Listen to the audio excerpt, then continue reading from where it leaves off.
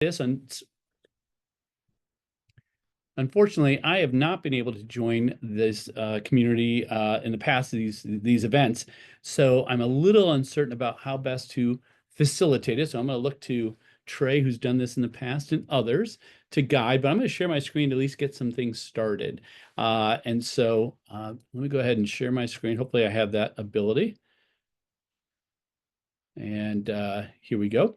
And so I thought I'd at least share a few ideas to just kind of get things started, at least to get you inside my head a little bit, which, yes, a bit of a scary place. But just to kind of get things started, I'm like many of us, we look at individuals with disabilities. We think about individuals with disabilities when it comes to inclusion. Of course, the title of the presentation itself is the idea of inclusion through innovation, right? And so with that idea, we start thinking about, and we can think about the strengths of individuals, but we also know many of our individuals that we're trying to include struggle with areas. They have deficits in areas. And I live with it on a daily basis. I have a son with Down syndrome. There's Nolan, his graduation picture. He's now 24, gainfully employed, but he also has an intellectual disability and the deficits that come along with it, as well as the strengths. But I think of Nolan, think about how to include. And then I started thinking about the rest of my family. And so we have 4 children, my wife and I. And by the way, the one in the psychedelic church, she's 25 now. So she's a little bit older. And I think back to those days and think, those were fun days. They're fun to be the youngest now as a sophomore in college. But I should just because when I think of that inclusion, I think of AI, I think of innovation. Yes, I could start with Nolan and end with Nolan. But today now, we know our classrooms are met with a lot of variability. And so I'll use my own family as an example. Bridget, she's that strong reader. She's that student who we can do a lot of things to. And the reality is that she's probably going to be doing quite well because she's that strong reader and she's got some strong skills. And you have Nolan, our second, and of course, he has an intellectual disability, he has Down syndrome. So, of course, yes, we tend to think of that when we think of inclusion and where AI can fit. Then we got JJ, he's the one with the baseball cap. Now, JJ just graduated from Creighton University, a liberal arts Jesuit institution in Omaha, known for its medical work, and graduated with honors, dean's list, and all that. But JJ is literally the type of kid that would lose his head if it wasn't tied on. I think back to those high school days, driving him to high school because we would not want him driving his own car back then, and literally getting to school and him saying, "Dad, I don't have my sneakers." And of course, I'm thinking the old days, well, okay, so you didn't bring your sneakers for gym, but you have your shoes. And no, he didn't have his shoes. And we just spent 15 minutes in the car and literally he has no shoes to walk into the school with. That's JJ. And I could go on with a lot of examples, even some recent examples there. And then Mara is our sophomore at Kansas State University, but she's our COVID kid. She spent sophomore in high school year pretty much online. And she's still challenged with that in respect to some of her skills she didn't learn and some of the things she's still trying to develop. And we all have our pandemic kids. We do definitely here at the University of Kansas and of course in our pre-K through 12 settings as well. So yes, we're thinking the knowns of the world, we're thinking the variability. And the reason I bring this up is also in terms of that need for AI with inclusion. To me, oftentimes, and again, many of us are either in the schools today or we're working with schools today. And we know a lot when we think of individuals with disabilities and we think of inclusion in a meaningful way.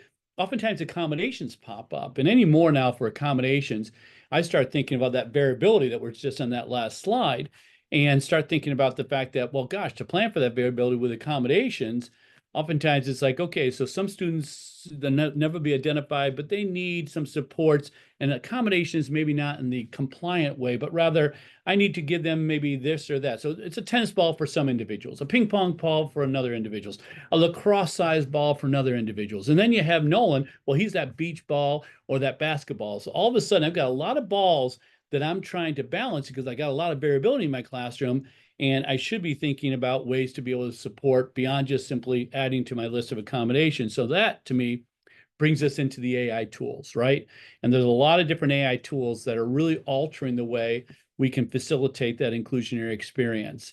And this isn't meant to be a presentation. Again, I wanted to kind of set the stage, think about some of those learners, think about the need for AI, and of course, reinforcing the fact that many of us are already there, but reinforcing the fact that AI has been in our classrooms for years. Nolan, he would not have been fully included and successful without word prediction, and I don't have an icon for co-writer here, but without text to speech. That was critical for him. Read, write. He used Bookshare through most of his schooling. He had the text read to him. He had the text leveled at times. He had the text definitely in terms of word prediction. He used that regularly. He used speech to text. He would have used an Alexa. He uses an Alexa daily now, from everything from waking him up to calling his girlfriend and everything in between. He used graphic organizers that would today be in Canva, but back then it was Inspiration and Kidspiration, and it mapped things out. He used Grammarly during his later years. So a lot of different elements that are technology-based, but also have those AI components as well.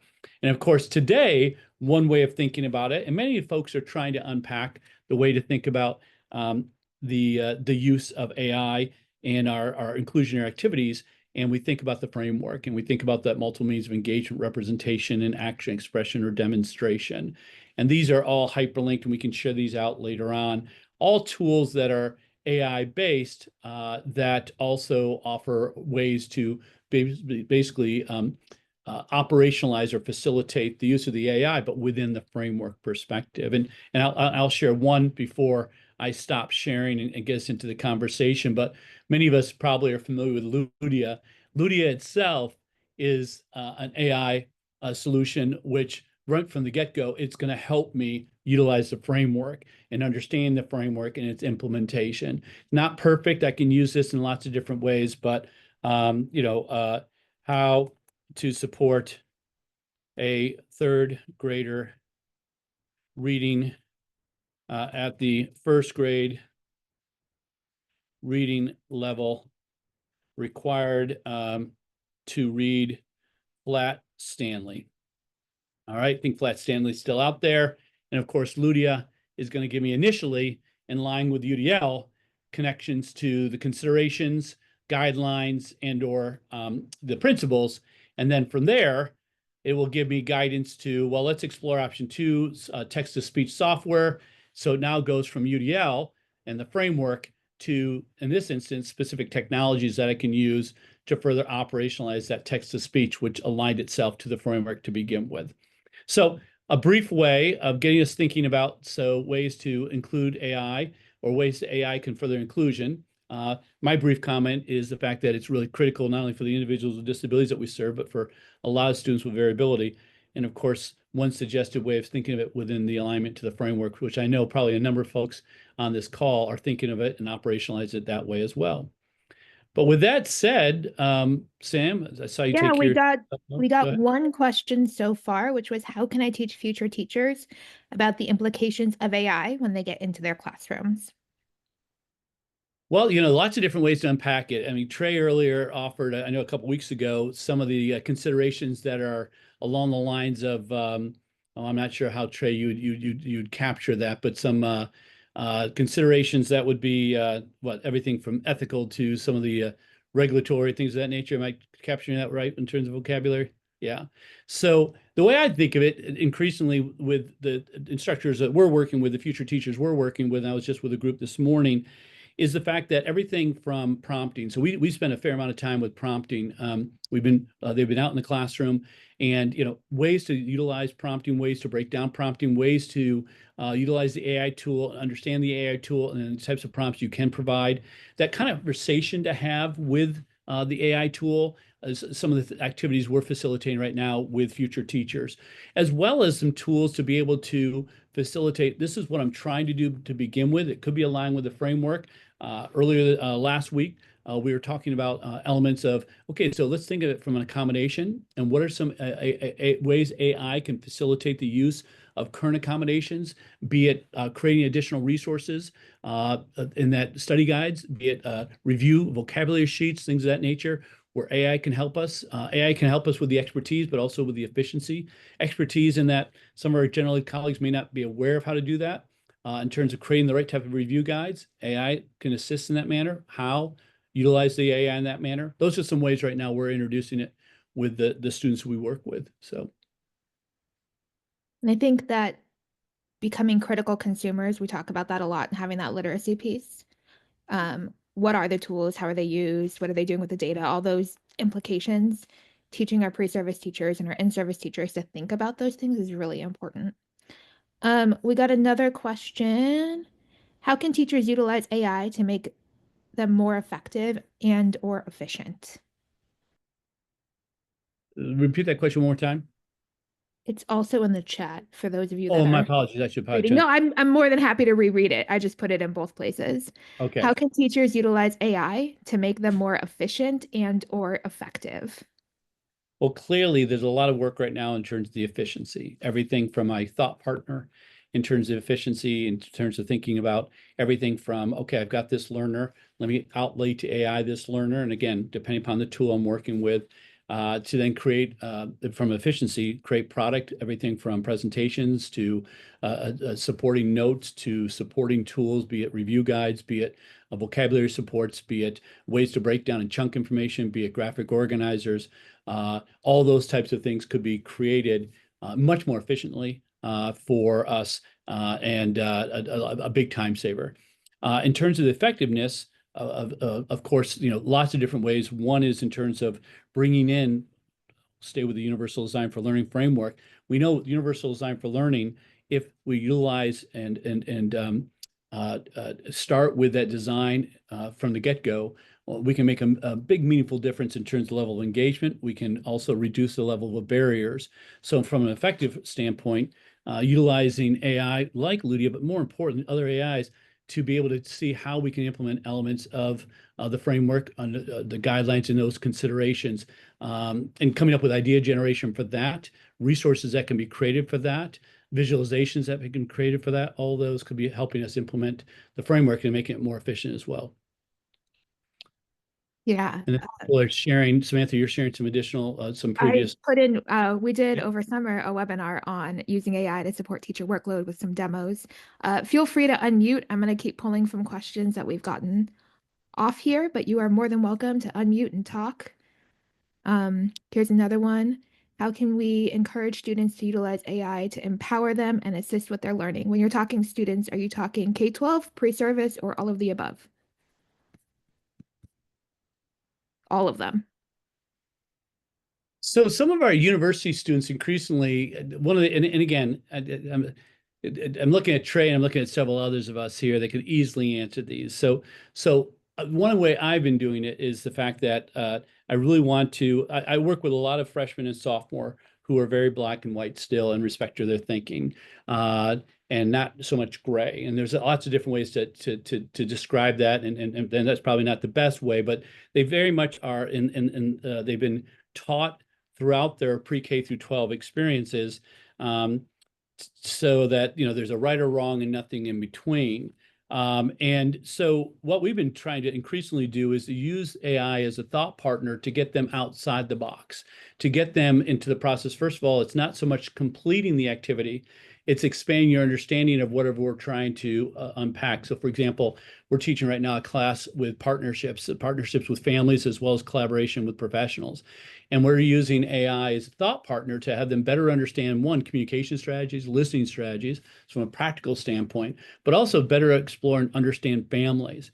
And they have their textbook. Yes, they bring in guest speakers, but there's so much more to unpack that they can explore with a thought partner, with AI, to better understand, contextualize, and then begin to apply when they're out with, for example, one of the assignments they have is to out and engage family members, and engage family members in several different ways. Well, how do they further get prepared for that? How do they further understand some of the things they're talking about? Again, we urge them to use AI in a meaningful way as a thought partner to be able to facilitate that. So just-in-time assistance, just-in-time understanding, further contextualization, ways to expand some of the questions they're asking and ways they're interacting. So those are just a couple different ways we're trying to get our undergraduates, our students, to utilize it in a very meaningful way. And again, under that global idea of a thought partner. And from a special education standpoint, I'll give some very basic examples where I've seen it with our students that we're working with, everything from that, again, word prediction, which is old technology, but yet still essential in terms of we know we can generate more words as well. So therefore, the quantity of writing to be able to then unpack and utilize some additional skills to enhance the quality of writing. So just simple word prediction, and it's something very available. And it doesn't have to be seen as ChatGPT and all the different type of security considerations and cheating and all those types of elements. Are other ways we've been trying to introduce it and introduce it now for several years, but increasingly trying to give it as an illustration of, hey, this is in a way a great way, an entry point to bringing in AI into the classroom without some of those other considerations and concerns that automatically come up with the ChatGPTs, et cetera. So, Tara? Yeah, I was just curious if where you're at, like, has all the faculty embraced AI? I know my students, I'm exposing them. I see Trey nod his head. So like, how do we, I guess you could say, I could just be a silo, right? And I could teach my students about AI and all of that sort of thing. But more importantly, I've got them saying, I have some professors that are like, absolutely not. And it's like, okay, how do we get beyond that? Because it's like, I was thinking the other day, like, telling kids not to use AI is like going to be telling them not to use their phone or not to use the internet, and it's going back to that old Wikipedia thing. And so, like, how can we get more professors to embrace this instead of fear it, I guess, is my question. Trey, do you want to start on that one? You're unmuted, and then I'm going to jump in after that. And Jamie, I know you have some thoughts as a colleague here as well. So, Yeah, I would say, every university either has an ongoing committee that is discussing, how best to leverage AI and the different opportunities. There are syllabus recommendations on what, certain folks can and can't do in their classes. At the end of the day, though, we were fighting two competing contingencies. One of them is academic freedom. Like, a professor can choose whatever they want to teach and how they want to teach it. But then two, they're fighting an uphill battle against innovation and technology. And the reality is, if they don't turn off the internet, they're not gonna have access to it. So, I think part of it's just some professional development needs to happen for a lot of folks so that they can leverage AI thoughtfully in their courses. A lot of people are just concerned. They don't see it as the next best path, and you're going to have that spectrum all over for everyone. And I think just encouraging, letting them play. I have colleagues that have concerns not really about the technology, but about the resources needed, like the electricity, to run AI algorithms. And they're like, well, I think it's unethical just by that, and therefore I don't want to use it or have my students use it. I'm like, well, okay, but the reality is costs are going to go down just like every technology, and things are going to get more efficient. And so you're losing the opportunity to learn how to impact your field, your students with this particular innovation. I'm going to piggyback on that, Tara, and that I like, at times I like going old to new. And why? Because of the comfort level of this is not simply AI and something brand new, but rather this is something in respect to the realm of technology that we've been unpacking for years. So Samantha and I, as well as another colleague, Adam Carrion, just recently published a piece on the idea of using the TPAC and AI integration. And for those that are familiar with the TPAC or unfamiliar, it's an idea of ways to use technology, pedagogy, and content. It's been out there for, about 20 years. There's some science behind it, some writing behind it. There's some still questions in terms of the full effectiveness of the TPAC, but it's a way of housing in, okay, here I have technology, I have an AI, and I want to align it with the pedagogy and the content I'm trying to facilitate in terms of my teacher education efforts. And now AI is only going to increase additions to that, but my pedagogy and content should give me alignment, and then my sweet spot is bringing those three together. And the visual for the TPAC is actually 3 circles with a Venn diagram, and the sweet spot is that integration of all 3. So it gives you some guidance as the technology comes in newer, but also with AI, it also could be that time saver. So for example, we have a number of colleagues right here at KU that are really liking Notebook LM because they can take their articles and things of that nature and bring it down into a podcast. And that's another way of being able to share it with their students in a much more available way, a much more interesting way, and engaging way. And so it's the tool itself. Oh, okay. And so we've been doing some as they see some of those, that gets intriguing. Jamie, I didn't want to limit you. I know you may have some thoughts as well in terms of getting faculty members to further integrate it. Yeah, I mean, this is something that we've talked about here at KU quite a bit. We've had, and I was saying last week at the conference we're at TED, that I had a student at the beginning of the semester who, was a senior pre-service educator and kind of said, I'm never going to use AI. I don't believe in it. Do I have to drop your class? It's a required course, by the way. And the course is on evidence-based practices, UDL, high leverage practices, etc. And so I had a conversation with them because the issue is, and I actually talked to the dean's office about it. I said, I think there's ethics involved in this. Because unfortunately, in many education systems, we prepare students for the future, not for the past, not the future. And AI is definitely going to play a role in the students' lives that they are going to be interacting with going forward. And so it's unethical to not teach them how to use AI effectively. And I think that's something that we have to really, it's a conversation to have. We have a lot of colleagues that might be uncomfortable with AI writing their papers, et cetera. And then we have conversations about, okay, so what is effective assessment? Like, how do you effectively assess something? And these are all major sort of things that we're doing. Yaron and Teddy and I teach, they're helping on this class, so they're on this call too. One of the things we've been doing is in that, kind of in the final assignment, one of the final assignments for the course, they have to develop a whole UDL unit from, a 5-day unit with all the materials, and then do walkthroughs of how the unit, and they used to have to annotate it. And right now, what we're doing this year is having them actually develop the unit, all the materials go with it, and have them do something called a journey map, where they're journey mapping through the process of how the unit actually runs using persona of students. So we're actually taking practices from actual design and employing those in how we look at units. And we're using the journey map as a way, because while the AI could develop great lesson plans and materials and stuff, what it can't do right now is take the role of an educator as a problem solver, as a designer. And so we're using the journey mapping process and having them actually journey map the way through how the unit would actually look and run and feel, which maybe we could do another talk on that as the semester kind of comes to an end. But and the students are actually kind of getting into it quite a bit. And so we've encouraged them to do that. And then additionally, one of the things they have to do in the assignment is reflect on their use of AI and how they used it. Then they have to give us their prompts and reflect on how it's strengthened their ability to do something, limited their ability to do something, and then talk about the ethics of it. And we're just kind of encouraging that in the process of throughout the class, but in that assignment. I think that there's two different things. There's this like idea of the future, and then also this idea of like how do we use AI to foster inclusion now?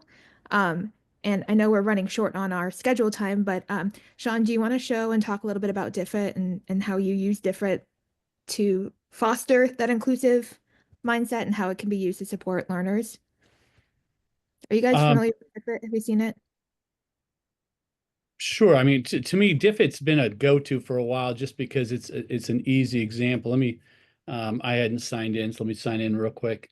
Oh, sorry. I'm really good at throwing No, that's all right. And let me get shares. that's all right. Let me just get one. I'll share my screen just a second. I just wanted to get a example too that I like to use. Well, I don't know. We'll just use this one instead. It just does Okay. a really good job at contextualizing some of the things that AI can do right now in the climate that we have in a lot of schools. Yeah, so this is just, to me, this is something to begin for students to better understand. DFIT is, there's a lot of different AI out there. I like the idea, and I work with a lot of current general education teachers that tell me I'm going to offer a presentation, but I can't offer the notes. And there's reasons why I don't want to offer the notes, or I don't have the time to structure notes in a meaningful way, or I don't have time to break down this presentation into key vocabulary. I don't have, and it's a list of things I don't have time, no ability to, et cetera, et cetera. And yet we know that could be very helpful to learners. And so let me just go ahead and show you one example. So DFIT, and I didn't take a look at the grade level it's doing, but what DFIT's going to quickly do is it's going to take a presentation that actually isn't mine. I just grabbed it off of YouTube. I grabbed it after the crash course on the U.S. government. And basically, it's going to then repurpose it into, and this is where I could have adjusted the length. I'm not sure what grade level. I could go all the way down to second grade reading level, or I could adjust it all the way up to the 11th grade plus, but I won't do that on the fly. But what it's doing is it gives me the a transcription in a way at the reading level of the individual. So it's not word by word. It's going to give me more of a summary. I can edit and copy of that as I go along. More importantly, it's going to give me a summary. So these are the key components of that presentation. And that's a way of breaking down. So this is what we're trying to really focus in on. Oh, and also not only is the vocabulary identified, but it's also defined, and then examples are offered. And that's all on the fly. So I'm not having to create that after my presentation, et cetera. Multiple choice questions are provided as well as the answers, short answer questions as well as the answers, open-ended prompts. But more important to this is the fact that I can now get at student activities. So for example, I want to have the students more engaged in the vocabulary, maybe some pre-learning on the vocabulary so they better understand it. So what it's going to do is it's going to give me all sorts of different types of strategies, everything from the Freyer model to that closed reading, to the hexagon, et cetera. I'm not sure if I've signed in correctly yet. Let's see if it'll pop it up. Yeah, so here it is. It's contextualizing the vocabulary from that presentation. And let's see, can I see one of these examples? Yeah, so here's anarchy. And I apologize, I don't have it fully open. Otherwise, you could see it larger. But it's taking anarchy, it's taking representatives, it's offering it to use in a sentence, it's offering it as an image to represent. So I haven't had to create that. DFIT's created it for me on a fly from the presentation. The other tool that is, I think, pretty cool with the DFIT aspect of it, and one last comment here, is the fact that I grabbed, I grabbed a presentation that, where's my back here? And I'm not, oh, let me get out of vocabulary. Anyways, here it is. I grabbed a video that is not mine. Grabbing some of your own PowerPoints, you can really grab anything. And having DFIT and analyze it, and this is the first time I tried it, was I grabbed 15, 20-minute videos I had done for my hybrid classes. And what it gave as the outcome in terms of my passages, but my summary, my key vocabulary, was not what I was focused in on. It was actually quite disappointing. I actually tried 3 times. I got 3 different videos and found out that what DFIT was saying was what was the emphasis of those 15, 20-minute passages video-wise was not what I wanted to emphasize. And it made me think, I actually had to step away. I was like, 3 strikes, I'm out. Fortunately, a day or 2 later, I came back and I tried my 4th one. It was like, oh, okay, now it's actually emphasizing what I thought I was emphasizing, but it gave me a chance to go back and then redo those presentations, realizing I actually wasn't emphasizing what I thought I was emphasizing, which, by the way, I've now had more and more general education colleagues do at the middle school and high school level of their own presentations to realize if they're giving this product out to their students and their students are then supposed to get the main ideas, et cetera, use DFIT to determine whether or not you've actually structured it and organized it in the right way. And that's been a nice little tool for them to consider as well, beyond just simply repurposing information. So that's one of many examples. I do like DFIT because it's that time saver. It can quickly create some strategies, give product that many teachers don't either have the time and or sometimes the expertise to be able to facilitate. So. Thank you so much, Sean, for all of that information and for everyone joining us today. I opened our room a little bit late, so I let us go a little bit longer, but I want to be mindful of everyone's schedule and their time, so we're going to stop the recording now. If you'd like to hang around and ask some more questions, we'll hang around for a little bit longer. And thank you so much for coming, and we will continue to have these. We will have one more this semester, and then we will take a pause for the winter break, and then we will start back up next semester. Folks, my email's in the chat if that would help in terms of follow-up to either clarify what I was trying to say and or ask additional questions. I'd welcome it. So I tried to use, Yes. I had my students, I took a PDF and I had them upload it to to various things, but Uh-huh. campus is blocking Notebook LM right now. Okay. And so I reached out to the IT department and I said, hey, you know, can we get this unblocked? And so they were doing some testing on it and everything. And I think hopefully we'll get that unblocked, because we are Google Campus. And I thought Notebook LM was part of that Google Suite. So I tell them right now, you'll have to use a different Google account if you want to try that. But And Sarah, are you pre-K through 12 or are you higher education? I'm higher ed right now. All right. Yeah, I guess the reason I asked is I just think of like YouTube years and years ago. I'm too old, and when it was blocked, and so we would just say, "Go home. This is the activity you do at home." And this is, and I'm finding the same thing with some schools right now. It's like, yeah, it's blocked, but well, I could create the activity, and it's something you do off the school, barriers, the firewall, whatever it be. So Yeah. So I'm just curious as to what else I'll find that's blocked, but I'll just keep bugging them. So we'll see what happens. those tools are definitely worth getting unblocked. So John, there's a request for a demo on how you're using AI as a thought partner for practicing communication skills. sure. Why don't you follow up with me via email, and I'd be happy to share with you parts of the assignment for that. I'd be happy to do that if that's okay. And my email's right down there. So Thank you, everybody. Thank you, Sean. yeah, thank you.